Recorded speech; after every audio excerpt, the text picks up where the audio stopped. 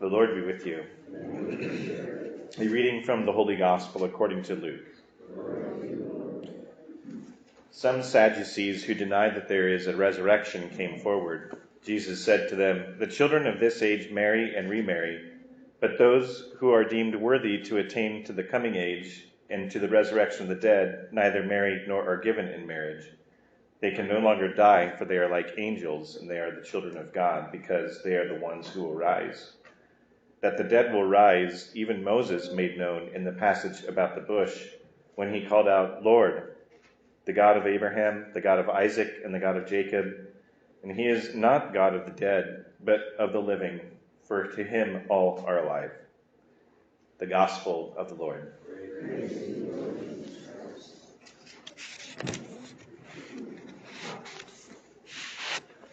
2022 is the year of me reading the short version of the Gospel. It's first time I've done it more than once, I think, ever. But the reason for that is because I'm not going to talk about the readings today. I'm going to talk about what we have coming up this week. On Tuesday, we have the opportunity to participate in local, state, and national elections. So I thought it would be a good thing to talk about what it means to vote as a Catholic. It's our right, and more importantly, it is our obligation to vote. If you find yourself worried about our country, or if you find yourself complaining about your government, but you don't vote, I don't know what to tell you. Voting is one of the most powerful ways that you can make the gospel heard, by making your beliefs heard, no matter how broken the political system is. So I'm going to approach this topic from sort of three important principles that are the most fundamental principles developed throughout the history of the church in her thinking when it comes to politics.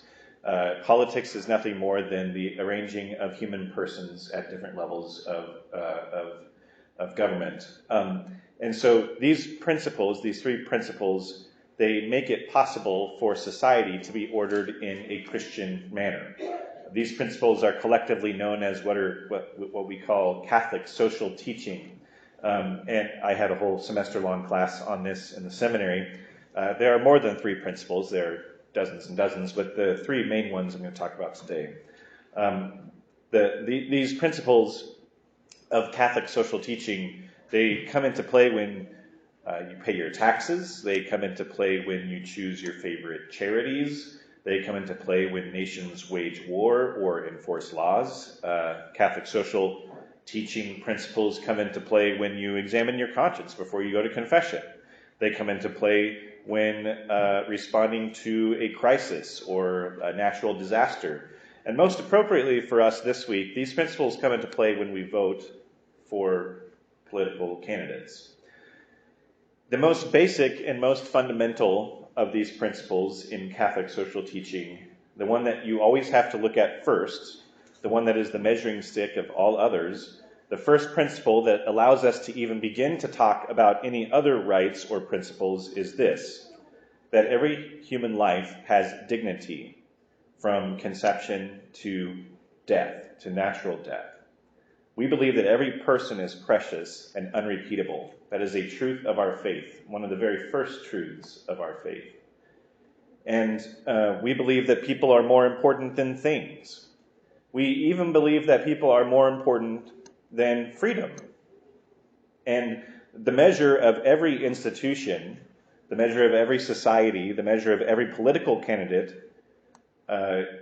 is whether or not they threaten or enhance the life and dignity of the human person.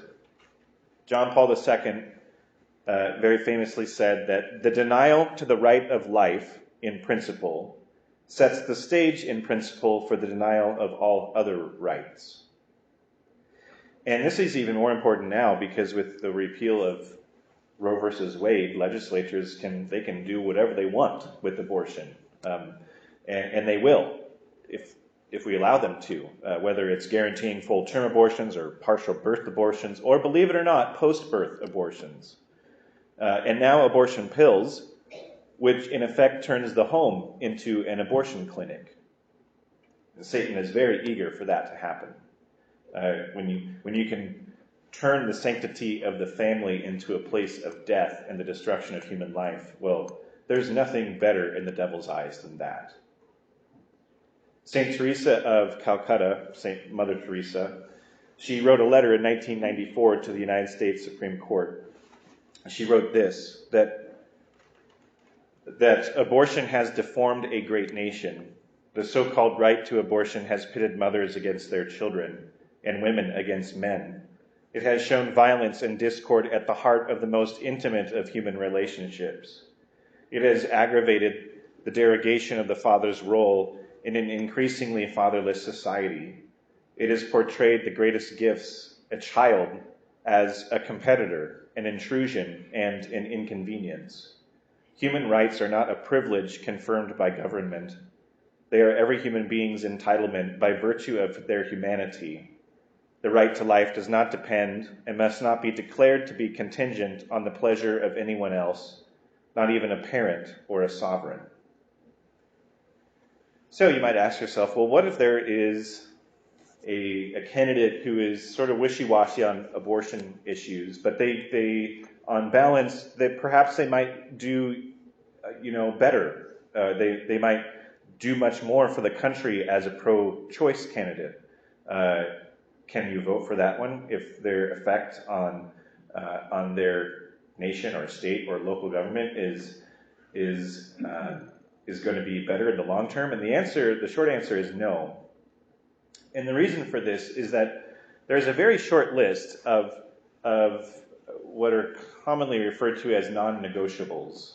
These issues that have to be approached from the right perspective when it comes to our political candidates. And these issues include moral evils such as abortion and euthanasia and assisted suicide and slavery and incest and the suppression of religious freedoms, among other freedoms. Supporting these stances allows for no political maneuvering, regardless of their position on any other matter. And the reason for that is because when we vote for candidates who support these things, and we are saying that we support these things, you are an accomplice to their sin. And so we have to put away, in a lot of these cases, we have to put our feelings away, whether or not we think this person is likable or nice. We have to look at the issues that they stand on, and we have to take their words seriously because it's all that we really have to go on. A candidate for office who supports these violent and violations of basic human rights, they should, in our mind, disqualify themselves as a person that you can vote for. Now, you don't have to vote for a person simply because they are pro-life, but we really can't vote for anybody who is against life, because that's the most basic principle of Catholic social teaching. The second principle of Catholic social teaching it comes from the right to life, and that is something, it should be another way to evaluate candidates, and it is something that is called solidarity.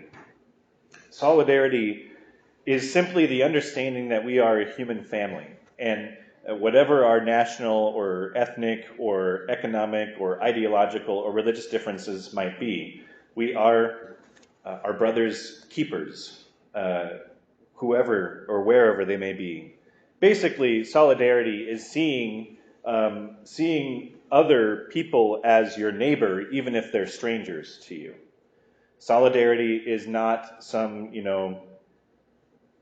feeling of vague compassion or, shallow distress at the misfortunes of other people. That's not solidarity. Solidarity requires action.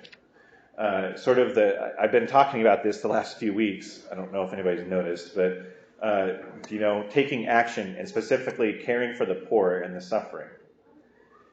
St. Basil the Great, he was one of the church fathers, one of the saints in the early church. He said that the bread that you do not use is the bread of the hungry. The garment hanging in your wardrobe is the garment of the person who is naked. The shoes you do not wear are the shoes of the one who is barefoot. The money you keep locked away is the money of the poor.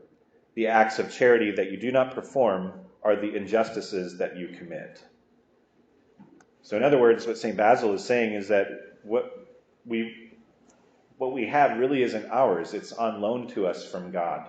And we see very clear examples in the scriptures of Jesus sort of saying this exact same thing. He says, "Depart from me into the eternal fires, for when I was hungry, you gave me no food. When I was thirsty, you gave me no drink.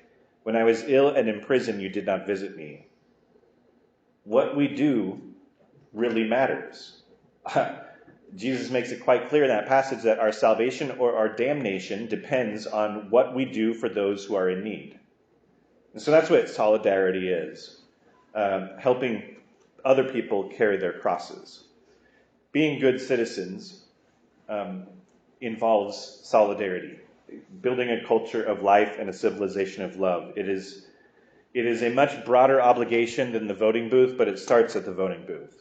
And Americans, especially today, probably all over the world, but Americans are in many ways disengaged and discouraged and divided, and much of our political rhetoric is not helping things.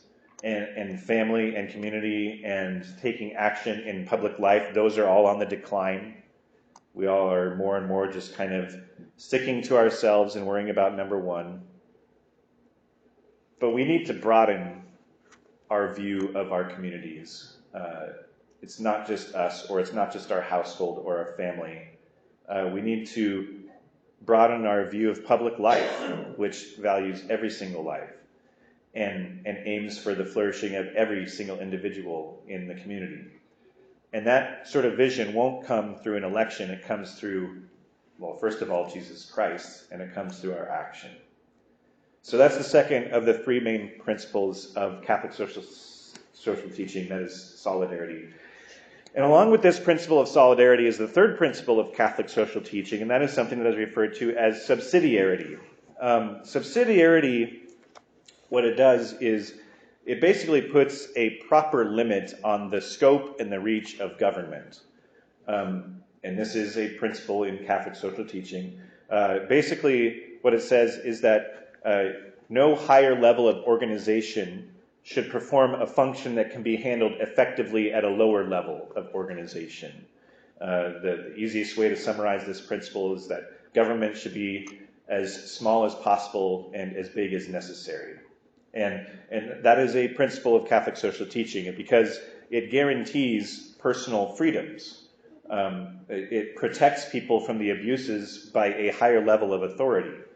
Every person, every family, every local group has something original to offer to the community, and they should be allowed to do so. And experience, human experience, shows that when we deny subsidiarity, when we deny just limits on government, well, what that leads to is it can destroy the spirit of freedom and initiative. If people are given free stuff, if the government does everything for everybody, then we're not going to work for anything. And if we're not willing to work, then we're more easily controlled, and that leads to a lack of freedom. But there are, of course, times when the government should step in, for example, to temporarily, stimulate the economy, to enforce laws. If the National Guard hadn't showed up in April, the city of Cambridge might be being rebuilt right now. So there are reasons, national defense, the military, things like that. But you should always begin with the smallest social unit, and that is the family. And when a family needs help, it should be their community that comes to their help, not the government. Subsidiarity, of course, is largely ignored today. Politicians don't like the principle of subsidiarity because, well, they live off of the government. And they like to play savior, and they want people to be reliant on them because if you rely on somebody, you're more likely to vote for them. So those are the major overarching principles that we ought to strive for to organize the society in which we live. First, the right to life. Second, standing in solidarity with our brothers and sisters. And third, striving to put power in individuals' and communities' hands, not the government's hands. And when you take all of these elements together, you really begin to understand people like Pope Francis a whole lot more. To a lot of Americans, Pope Francis seems like, a communist or something. But I don't think that he is, because his criticism of the Western world is not a criticism of democracy or a criticism of America. It is a call for citizens to care for each other. to realize that it is not the government's job to help your neighbor. Government does not bring happiness, only God does. And in fact, many of the principles that are contained in the United States Constitution and the Declaration of Independence were already part of Catholic social teaching long before those two documents were written. The church doesn't lean politically left or right. There is no Republican or Democrat party within the church. The church always evaluates everything in light of the gospel. And Catholic social teaching proposes that gospel in a concrete manner that includes principles regarding the right to life, solidarity, and subsidiarity.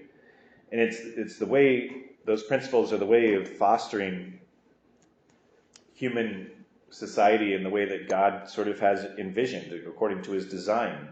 And it's our way that we can publicly show the face of our Savior to our neighbors. So, back to voting.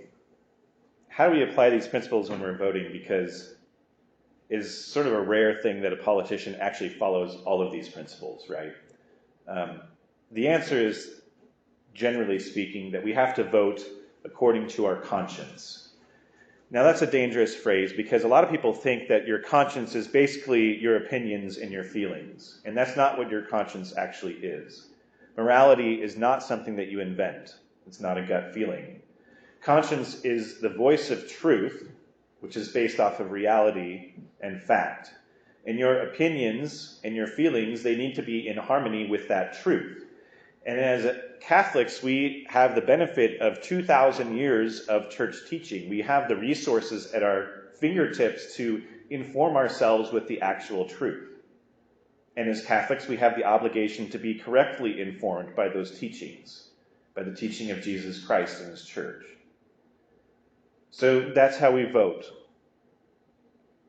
You might say, well, Father, do you expect me to remember all the solidarity, subsidiarity? I'm not going to remember this 5 minutes from now. Here's the rule of thumb. So I could have just started here. But anyways, think of the Declaration of Independence. Hopefully you've heard this line before. But the Declaration says, we hold these truths to be self-evident, that all men are created equal, that they are endowed by their Creator with certain unalienable rights, and that among these are life, liberty, and the pursuit of happiness. Well, life, liberty, and the pursuit of happiness, those three just happen to correspond exactly with the three main principles of Catholic social teaching. So use those three things, life, liberty, and the pursuit of happiness, and vote according to those three things in that order. So first, look at life. Is the candidate a candidate that defends all human life in all situations? And if they do, then move on to the next criteria, liberty. If the candidate you are voting for wants to limit liberty in any way, like religious liberty especially, then you should avoid voting for that candidate. And the pursuit of happiness. The candidates that we vote for, they should have the good of everyone in mind. But remember that you have to start with life, and it has to come first. Those three kind of get reversed. A lot of times people vote just according to what they think is going to make them happy, and that's not where we should start. We should start with life, then liberty, and then happiness. The pursuit of freedom can never come at the expense of life. And the pursuit of happiness can never come at the expense of freedom. And if you go into the voting booth with those three things in mind, life, liberty, and the pursuit of happiness, then you will more than likely be voting with an informed Catholic conscience. There are, of course, voter guides that you can find online, Catholic voter guides. I know the Nebraska Catholic Conference has a voter guide that is highly recommended by the bishops of Nebraska. So take a look at that. I have one that I'll be taking into the voting booth with me, just because I don't know every single candidate personally, so it's sort of like a cheat sheet. You might be very tired of politics after months and months of hearing ads and all of that, and I am too. And you might think, well, this isn't even a presidential election, like how important is it? What's the point? A couple of responses to that. First, your vote weighs more in a midterm election because less people are voting in a midterm election. So your vote is more powerful. You have more sway. You have more of a voice because there's less voter turnout.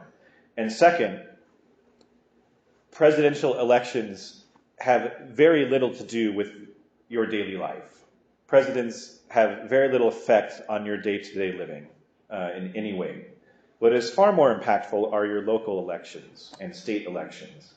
If you recall, a couple of years ago, the Nebraska State Board of Education tried to, very nearly implemented an insane proposal for education standards. Standards that included showing genitalia to kindergartners. Well, those people are up for re-election on Tuesday. So that should be all the motivation that we need. And for that reason alone, we should all be in the voting booth. God calls us to be faithfully engaged in working to build the world around us, and voting is one way of doing that. But we have to remember that our hope is in God, certainly not in politicians. It is in the resurrection of Jesus Christ from the dead. At some point, we have to remind ourselves that government doesn't provide happiness. Our only happiness is found in Jesus Christ. It's a mistake when we attach words like hope to politicians. That is the most hopeless thing I can imagine. Our only hope is in Jesus Christ. There is no politician or policy or campaign that can determine your freedom. You are only free in Jesus Christ.